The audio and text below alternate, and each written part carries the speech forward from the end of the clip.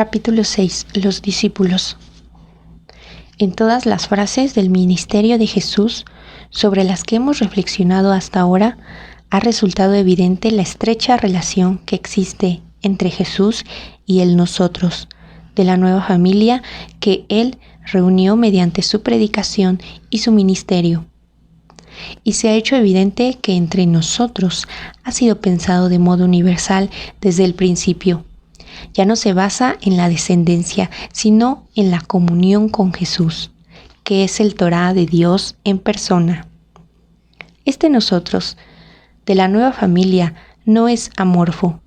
Jesús llama a un núcleo de íntimos que han sido elegidos por Él de un modo especial, aquellos que prolongan su misión y dan a esta familia orden y forma. Jesús ha creado el círculo de los 12 con esta intención.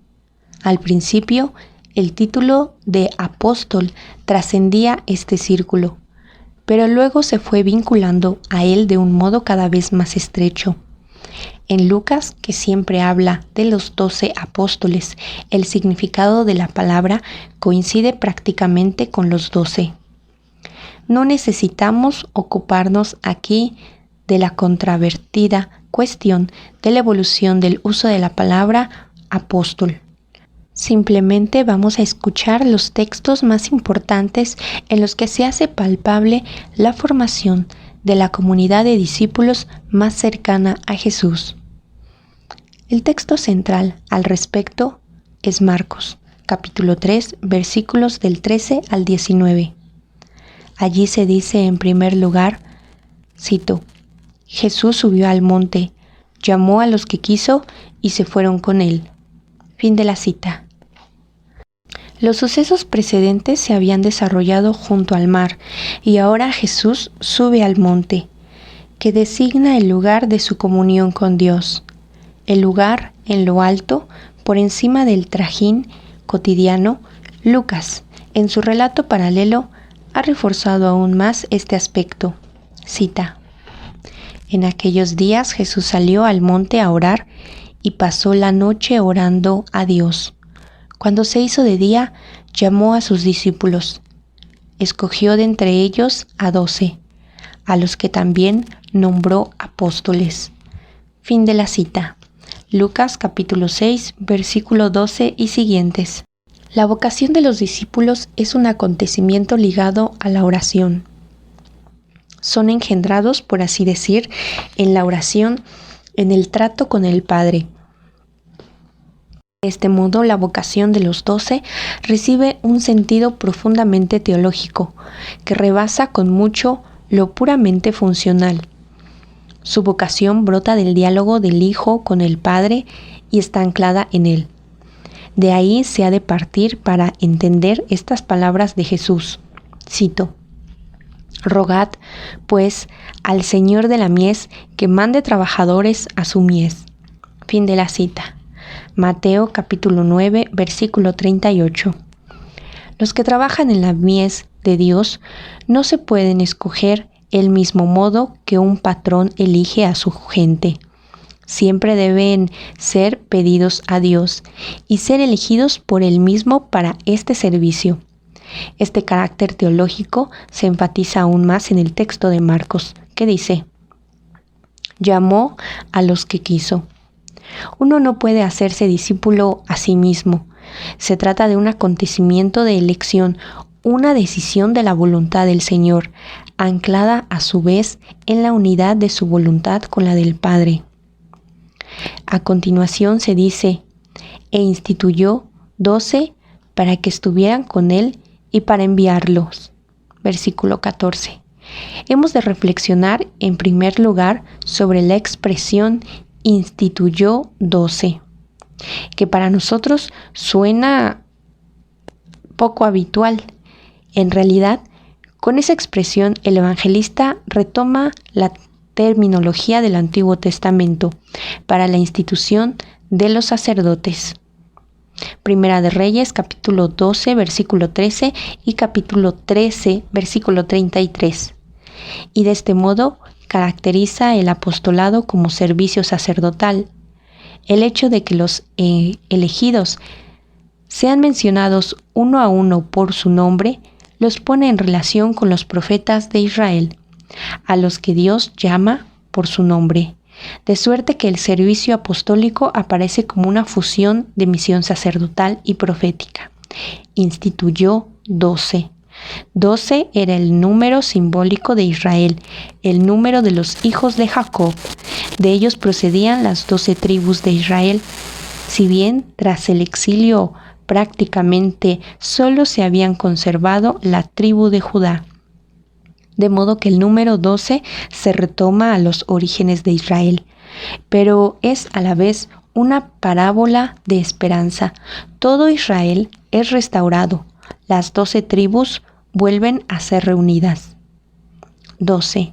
El número de las tribus es a la vez un número cósmico con el que se expresa el carácter abarcador del pueblo de Dios, que de nuevo vuelve a surgir.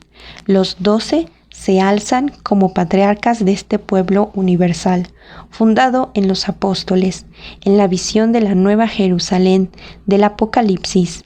El símbolo de los 12 se despliega en una imagen espléndida.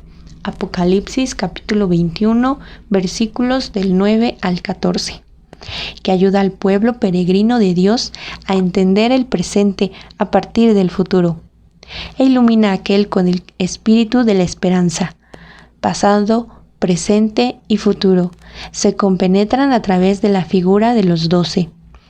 A este contexto pertenece también la profecía en la que Jesús insinúa a Natanael su propia esencia.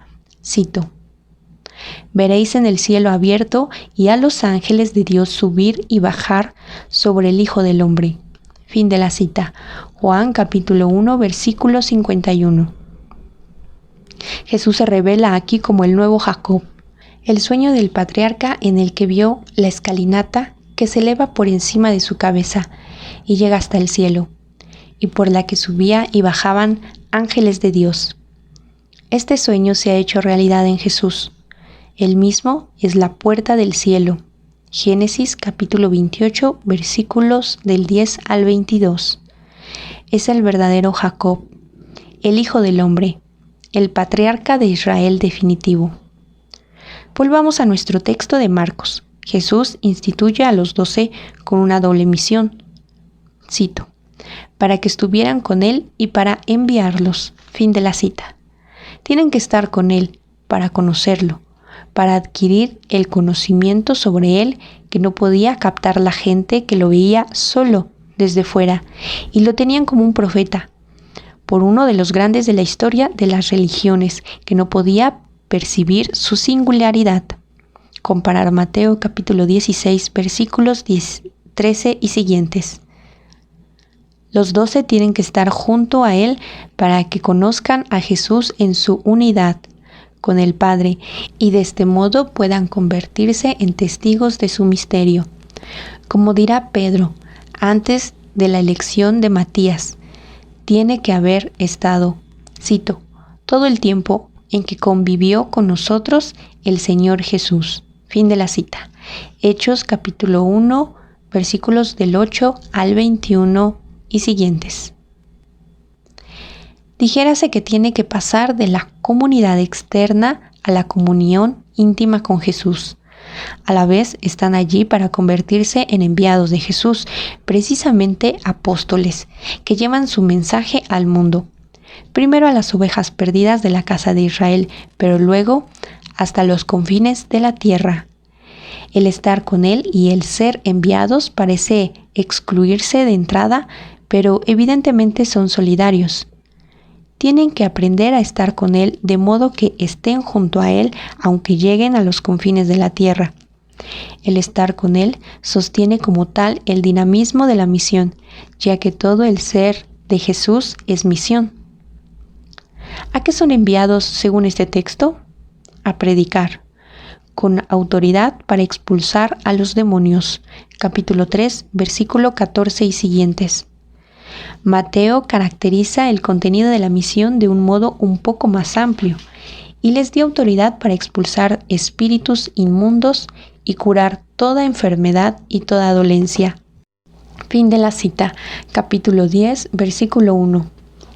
El primer encargo es la predicación. Entregar a los hombres la luz de la palabra, el mensaje de Jesús. Los apóstoles son ante todo evangelizadores. Al igual que Jesús, anuncian el reino de Dios y con ello congregan a los hombres en la nueva familia de Dios. Pero el anuncio del reino de Dios nunca es mera palabra, mera doctrina, es acontecimiento del mismo modo que el mismo Jesús es acontecimiento, palabra de Dios en persona. Anunciándolo, los apóstoles llevan al encuentro con Él. Debido a que el mundo está dominado por los poderes del mal, esta predicación es a la vez un combate con esos poderes. Cito: el seguimiento del mensaje de Jesús consiste en exorcizar al mundo, fundar un nuevo modo de vida en el Espíritu Santo que libere de las posesiones diabólicas. Fin de la cita. De hecho, como ha mostrado sobre todo Henry de Lubac, el mundo antiguo ha vivido la irrupción de la fe cristiana como liberación del miedo a los demonios, que lo dominaba todo a pesar del escepticismo y la ilustración. Y así sucede todavía hoy, allí donde el cristianismo sustituye a las antiguas religiones tribales y asume en sí, transformándolo lo que de positivo hay en ellas. En Pablo se echa de ver todo el ímpetu de esta irrupción. Cito: no hay más Dios que uno, pues aunque están los que son dioses en el cielo y en la tierra, de manera que resultan numerosos los dioses y numerosos los señores, para nosotros no hay más que un Dios, el Padre, de quien procede todo y para el cual somos nosotros, y un solo Señor, Jesucristo, por quien existe todo y nosotros por medio de Él. Fin de la cita. Primera de Corintios capítulo 8, versículo 4 y siguientes. En estas palabras alientan un poder liberador, el gran exorcismo que limpia el mundo. Por muchos dioses que pulupen por el mundo, solo uno es Dios y solo uno el Señor. Si le pertenecemos, todo lo demás ya no tiene poder y pierde brillo de la divinidad. El mundo está descrito en su racionalidad, proviene de la razón eterna y solo esta razón creadora es el verdadero poder sobre el mundo. Y en el mundo solo la fe en el Dios único libera y racionaliza realmente el mundo. Cuando desaparece el mundo se vuelve más racional, solo en apariencia. En realidad se han de reconocer los poderes del azar que son indeterminables. La teoría del caos se pone a la par del conocimiento de la estructura racional del mundo y coloca al hombre ante oscuridades que él no puede resolver y que ponen límites al aspecto racional del mundo.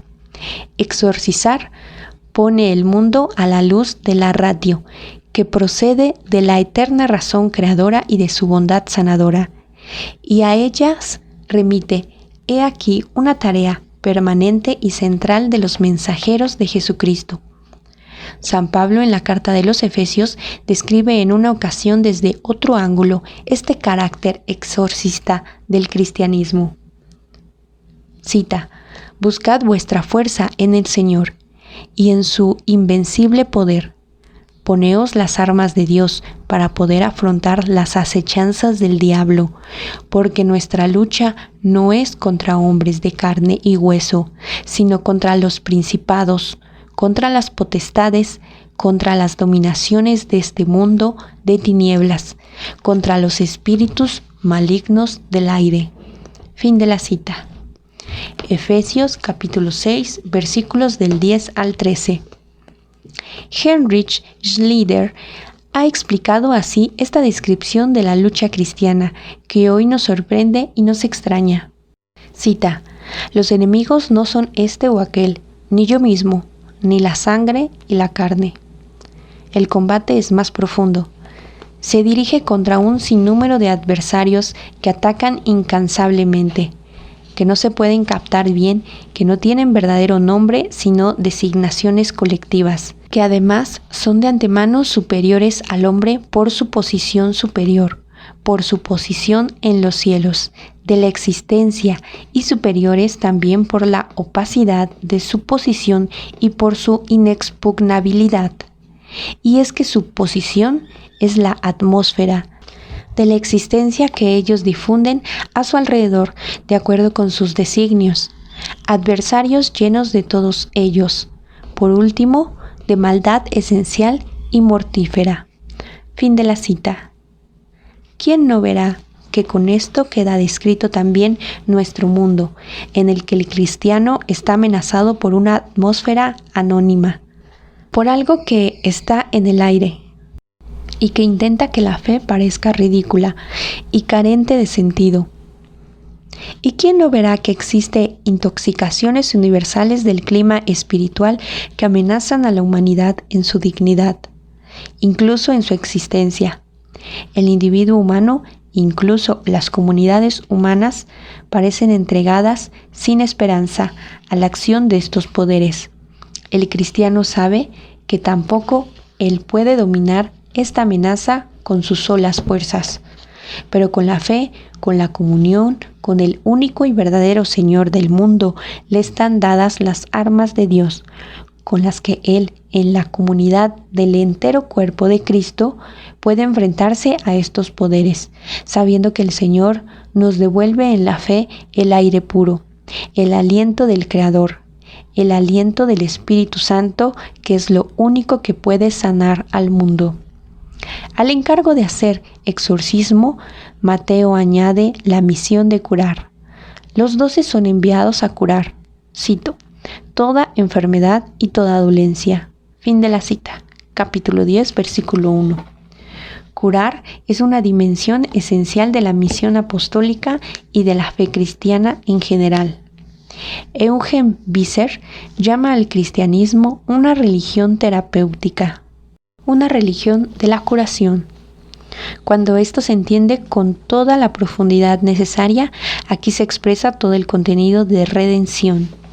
La autoridad para expulsar demonios y liberar al mundo de su oscura amenaza y encaminarlo al Dios único y verdadero. Esta autoridad excluye a la vez toda comprensión mágica de la curación en la que uno intente servirse precisamente de estos poderes misteriosos. La curación mágica está siempre ligada al arte de redirigir el mal hacia otro y poner a los demonios en su contra. Soberanía de Dios, reina de Dios, significa precisamente la derrota de estos poderes por la intervención del Dios único, que es el bueno, que es la bondad misma. El poder de curar de los enviados por Jesucristo se opone a la fantasmagoria de la magia. Exorciza el mundo incluso en el ámbito de la medicina. En las curaciones milagrosas del Señor y de los 12, Dios se muestra en el poder bondadoso que ejerce en el mundo. Son esencialmente signos que remiten a Dios mismo y que tratan de poner al hombre en movimiento hacia Dios. Solo la unión con Él puede constituir el verdadero proceso de sanación del ser humano. Por tanto, las curaciones milagrosas del propio Jesús y de los suyos son un elemento subordinado en el conjunto de su ministerio, en el que los que están en juego es algo más profundo, justamente el reino de Dios, que Dios sea el Señor en nosotros y en el mundo. Del mismo modo que el exorcismo ahuyenta el temor a los demonios y entregar al mundo, que procede de la razón de Dios a la razón de los hombres, la curación por el poder de Dios es a la vez llamamiento a creer en Dios y utilizar las fuerzas de la razón al servicio de la curación. Aquí se alude siempre a una razón abierta que reconoce a Dios y que por ello conoce al hombre como unidad de cuerpo y alma. Quien realmente quiera curar al hombre ha de verlo en su totalidad y ha de saber que su curación íntima solo puede ser el amor de Dios. Volvamos de nuevo a nuestro texto de Marcos. Tras indicarse cuál es la misión, se menciona a los 12 por su nombre. Ya habíamos visto que esto sugiere las dimensiones proféticas de su misión. Dios nos conoce por el nombre, nos llama por nuestro nombre. Aquí no podemos ocuparnos de bosquejar la figura de cada uno de los 12 a partir de la tradición y la Biblia. Lo importante para nosotros es la composición del conjunto, y esta es sumamente heterogénea. 2 de los miembros del círculo venían del partido de los celotes: Simón, que en Lucas capítulo 6 versículo 15 es llamado el celote, y en Mateo y en Marcos el cananeo. Según lo establecido por la investigación reciente, ambas cosas significan lo mismo. Y también Judas. La palabra Iscariote puede significar simplemente el hombre de Cariot, pero también puede significar sicario, una variante radical de los celotes.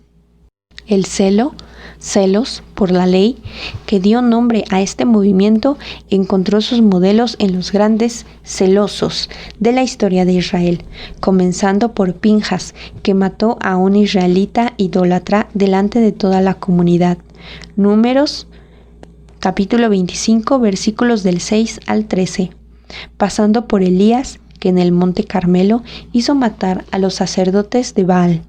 Primera de Reyes, capítulo 18, hasta llegar a Matatías, el patriarca de los Macabeos, que inició la rebelión contra la disolución de la fe de Israel intentada por el rey helenístico Antíoco, matando a un conformista que, de acuerdo a las órdenes del rey, pretendía sacrificar públicamente en el altar a los dioses.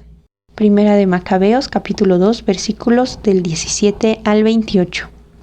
Los celotes consideraban esta cadena histórica de grandes celos como un legado vinculante al cual debía ser aplicado ahora contra la ocupación romana. Al otro lado del círculo de los 12 encontramos a Leví, Mateo, que en tanto que publicano trabajaba en estrecha relación con el poder dominante y que por su oficio había de ser clasificado como pecador público. El grupo principal de los 12 lo formaban los pescadores del lago Genesaret: Simón, al que el Señor había de llamar Cefas; Petrus, roca, era evidentemente el jefe de una cooperativa de pesca. Comparar Lucas capítulo 5 versículo 10, en el que trabajaba junto a su hermano mayor Andrés, y con los Zebedeos, Juan y Santiago, a los que el Señor puso el nombre de Boanerges, hijos del trueno, un nombre que algunos investigadores querrían situar en las proximidades del celotismo, que probablemente sin razón. El Señor se refiere con este término a su temperamento impetuoso, que pueden reconocerse perfectamente en el Evangelio de Juan.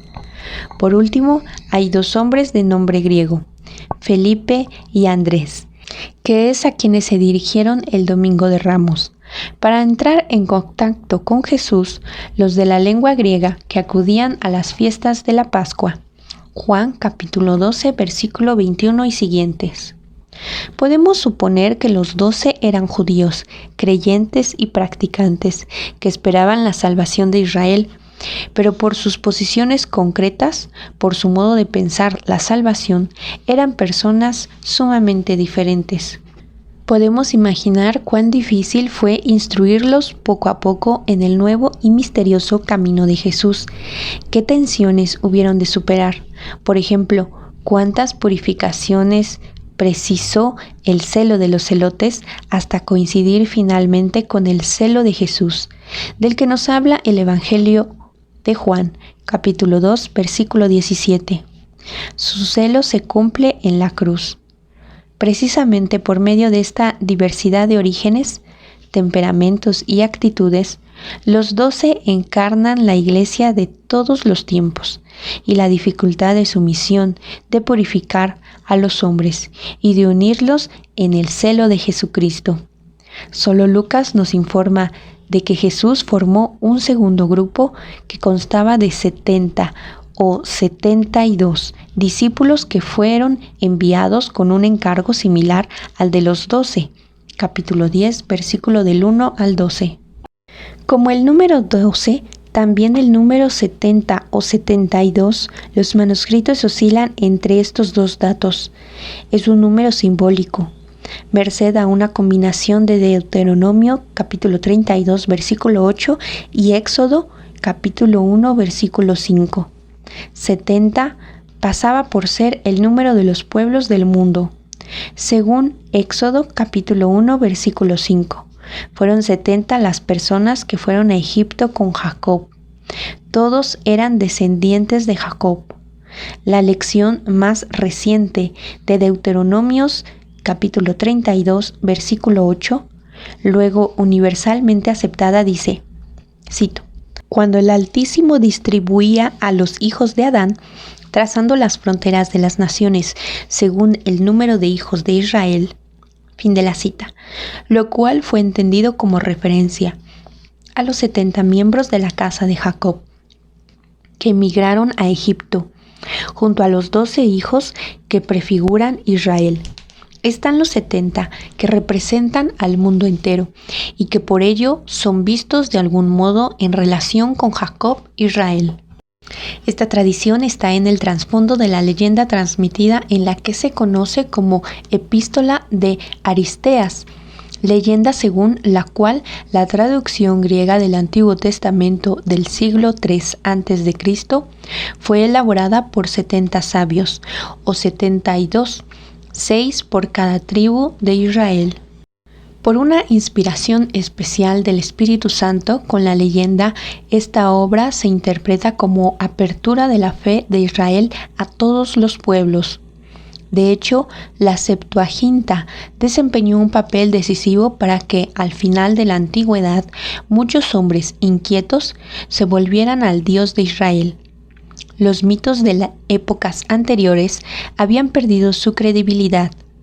El monoteísmo filosófico no bastaba para llevar a los hombres a una relación viva con Dios. De ese modo, muchos hombres cultos encontraron en el monoteísmo de Israel, que no había sido elaborado filosóficamente, sino regalado en una historia de fe, un nuevo acceso a Dios. En numerosas ciudades se formó el círculo de los temerosos de Dios, paganos, piadosos que no podían ni querían convertirse por completo en judíos, pero participaban en el culto de la sinagoga y por tanto en la fe de Israel. En este círculo encontró su primer apoyo y su difusión la predicación misionera del cristianismo primitivo. Ahora estos hombres podían pertenecer por completo al Dios de Israel, pues Dios se había convertido por medio de Jesús, tal modo como lo anunció Pablo. Realmente Dios de todos los hombres. Ahora podían por la fe en Jesús como hijos de Dios pertenecer plenamente al pueblo de Dios. Cuando Lucas habla de un grupo de 70 junto a la comunidad de los 12, el sentido que le da es claro. En ello se expresa el carácter universal del Evangelio, que está destinado a todos los pueblos de la tierra. Puede que sea conveniente mencionar en este punto otro contenido exclusivo del Evangelio de Lucas. En capítulo 8, versículos del 1 al 3, nos informa de que Jesús, que iba de camino predicando con los 12, también era acompañado por mujeres. Cita 3 nombres y luego añade, y otras muchas que le servían con sus bienes. Capítulo 8, versículo 3. La diferencia entre el discipulado de los 12 y el discipulado de las mujeres es patente. Son misiones completamente distintas, pero Lucas deja claro algo que también aparece de múltiples maneras en los demás evangelios, que muchas mujeres pertenecían a la comunidad más reducida de los creyentes y que su acompañamiento creyente de Jesús fue esencial para la constitución de esa comunidad, como había de mostrarse de manera especialmente impresionante a la cruz y en la resurrección. Tal vez convenga llamar la atención en este lugar sobre algunos de los rasgos distintivos del evangelista Lucas.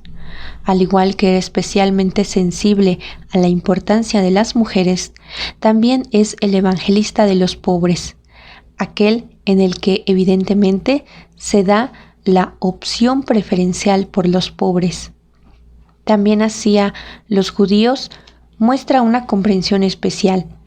Las pasiones desatadas por la separación incipiente entre la sinagoga y la iglesia naciente, que han dejado huella en Mateo y en Juan, no se encuentra en él. Me parece especialmente característico el modo como concluye el relato del vino nuevo y de los otros odres viejos o nuevos. En Marcos se lee, cito, «Tampoco se echa vino nuevo en odres viejos, porque el vino revienta los odres y se pierde el vino y los odres. A vino nuevo, odres nuevos». Fin de la cita. Marcos capítulo 2, versículo 22. Y en el texto de Mateo es parecido. Mateo capítulo 9, versículo 17. Lucas nos transmite el mismo diálogo, pero al final añade, cito, «Nadie que cate vino añejo quiere el nuevo, pues dirá, el añejo es mejor». Fin de la cita. Lucas capítulo 5, versículo 39. Cosa que bien se puede interpretar como una palabra de comprensión hacia aquellos que querían seguir con el vino añejo. Por último, y siguiendo con los contenidos que aparecen exclusivamente en Lucas, ya hemos visto varias veces que este evangelista presta especial atención a la oración de Jesús como fuente de su predicación y de su acción. Nos muestra en toda palabra y obra de Jesús, procedente de su unidad interior con el Padre, el diálogo entre el Padre e Hijo. Si estamos convencidos de que las Sagradas Escrituras han sido inspiradas, maduradas de un modo especial bajo la guía del Espíritu Santo, también podemos estarlo de que precisamente en estos aspectos específicos de la tradición lucana se han conservado para nosotros algunos elementos esenciales de la figura original de Jesús.